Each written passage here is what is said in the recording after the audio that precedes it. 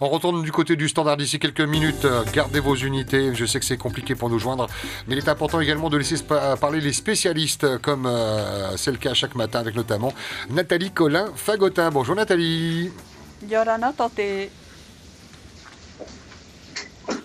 Nathalie, psychologue diplômée, formatrice, auteure, spécialiste de la famille. Nathalie, vous nous entendez? Vous êtes en direct télé, radio, internet. On a besoin de vos conseils précieux.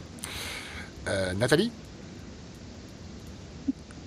Bonjour, je n'ai pas une très bonne connexion. Un petit décalage, oui. On va faire avec Nathalie. On va aborder ce matin les parents qui pourraient s'énerver sur leurs enfants pendant les devoirs. C'est peut-être eux d'ailleurs qui sont en train de prendre la connexion Internet sur le Fénois. Qu'en est-il? Quels conseils vous pouvez donner à ces parents qui s'énervent sur les enfants pendant les devoirs alors qu'ils ne sont pas professeurs? Alors déjà que c'est compréhensible quand on est parent, c'est pas habituel de se retrouver dans cette situation-là. Il y a beaucoup de sujets de préoccupation, on en a déjà parlé. Et puis on est parent, on n'est pas enseignant, donc il y a parfois des motifs à s'énerver parce qu'on perd patience, parce qu'on ne comprend pas pourquoi nos enfants ne se mettent pas volontiers à travailler dès le matin sans qu'on ait besoin d'insister. Donc et puis il faut aussi dire qu'il y a des parents qui s'inquiètent. La période de confinement dure, certains se posent vraiment la question de savoir si ça ne va pas décaler les apprentissages. Est-ce qu'il faut continuer le programme? Beaucoup d'enseignants et d'écoles ont rappelé qu'il ne s'agit pas de continuer le programme, il s'agit de faire en sorte que l'enfant il reste dans une démarche d'apprendre, de découvrir. Et donc c'est ça en fait qu'il est important peut-être de dire, c'est que ne pas trop se mettre la pression parce que sinon ça va être contre-productif. Oui, le stress va bloquer les apprentissages. Ouais, le but n'étant pas de remplacer l'instituteur, l'institutrice, évidemment, mais de faire fonctionner encore ces neurones, qui est une activité qui pourrait ressembler à la scolarité normale dans une classe. Alors comment fait-on alors? Est-ce que dès le début on établit des règles en précisant, en avouant que papa, maman ne sont pas là pour remplacer madame, mais pour entretenir justement cette scolarité à l'école avec le niveau des parents qui peuvent également rentrer en compte? Bien sûr, et puis le niveau scolaire de l'enfant, accompagner un enfant de CP ou CE1, c'est sans doute plus simple qu'un enfant qui est en seconde ou en terminale. Donc déjà, faire avec les moyens, il y a des ressources, certains élèves ont des livres, il y a des ressources en ligne, certains enseignants vont envoyer des documents avec des leçons, peut-être qu'il y a aussi des parents qui sont équipés d'ouvrages complémentaires, donc on peut essayer de trouver des ressources. Mais si on n'y arrive pas, de ne pas s'entêter parce que ça peut justement bloquer la situation. On peut y revenir plus tard. Par exemple, des petites astuces toutes simples. Si l'exercice bloque, eh bien, en fait, on passe à l'exercice suivant. On y revient éventuellement après. Il y a aussi la possibilité, certains enseignants restent disponibles, j'imagine la plupart d'ailleurs, pour échanger, pour avoir les conseils, les questions des parents. Donc, je suggérerais de ne pas hésiter à les contacter pour poser des questions quand il y a un blocage. Et puis, on n'est pas obligé non plus de faire les choses dans l'ordre. Par exemple, il y a des enfants qui sont plus à l'aise en mathématiques qu'en français. Eh bien, si le français bloque, on va revenir sur des mathématiques. Peut-être qu'il s'est réveillé de mauvaise humeur, peut-être que la motivation aujourd'hui n'y est pas. Voilà, peut-être qu'il y a d'autres choses qui font que c'est pas facile de se mettre au travail, par exemple aujourd'hui. Ça fait rien, on laisse le français puis on y reviendra demain. Il s'agit pas d'être négligent, il s'agit juste d'éviter que le stress en fait bloque l'enfant et puis il faut bien le dire, ruine un peu que l'ambiance à la maison soit trop tendue. D'autant qu'on le sait, les parents sont parfois... c'est un enjeu important, l'école. Donc, c'est déjà une source de stress pour beaucoup de parents. Il est tout de même important d'établir des horaires. Chaque jour, ça démarre à 7h30, 8h. À tel moment de la journée, c'est pause.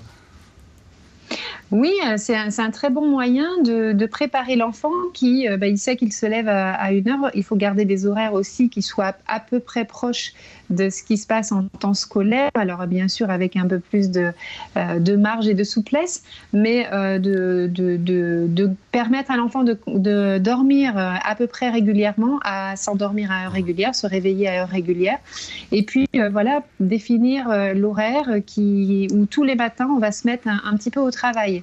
Et puis ça peut être entrecoupé. C'est vrai que les programmes télévisés permettent d'avoir accès à certaines émissions qui vont permettre de façon plus ludique aux enfants d'accéder aussi aux apprentissages. Donc ça peut être coupé par une des émissions qui va être adaptée à l'âge de l'enfant et à son niveau. La période et la situation, tout ça est compliqué, mais pourrait peut-être apporter des choses qui n'existaient pas avant, peut-être un peu plus de complicité entre parents-enfants. Vous l'avez constaté, vous, lors de visioconférences que vous faites avec vos patients, non, mais les parents qui font appel à vous? Alors c'est vrai que c'est les bonnes surprises, les retours positifs qu'ont pu faire certains parents qui se sont même surpris à passer du bon temps avec leur enfant là où ils appréhendaient des moments compliqués avec leur enfant, mais ils se sont rendus compte que finalement, ça se passait finalement pas si mal, et puis que ça leur permettait de prendre du temps avec leurs enfants. Il y a des parents qui se rendent compte que finalement, ils connaissent pas aussi bien que leurs enfants parce que quand on travaille, quand les enfants sont à l'école, qu'ils ont des activités, certains parents passent peu de temps finalement dans la semaine avec leurs enfants. Donc là, ça donne une autre dimension à la relation. Et ça, c'est vrai que c'est plutôt très positif. On était ravis une fois de plus de vous entendre et de vous voir, puisque nous sommes également en télévision et en Facebook Live. Nathalie Colin-Fagotin avec un site internet qui ne s'arrête jamais, c'est le vôtre, familypsy.com, l'adresse s'affiche en bas de l'écran. Vous avez également la page Facebook. Hier, vous avez une conférence, vous nous l'avez annoncé hier matin, ça s'est bien passé ? Oui, ça s'est très bien passé. On a pu échanger avec notamment une intervenante de la DG2E qui nous a donné de précieuses ressources, Sandrine Lefebvre, qui est psychologue à la cellule ASH. Et il y a de belles webconférences qui s'annoncent aussi avec d'autres intervenants de qualité qui donnent de leur temps pour justement pour qu'on puisse aider au mieux et accompagner les familles. Marururua, on vous souhaite un très très bon week-end. On vous retrouve lundi, encore matière évidemment avec ces outils que vous donnez au quotidien pour faciliter un petit peu les relations parents-enfants, la vie en communauté, la vie seule également évoquée cette semaine. Merci beaucoup Nathalie, bon week-end, on vous embrasse. Merci.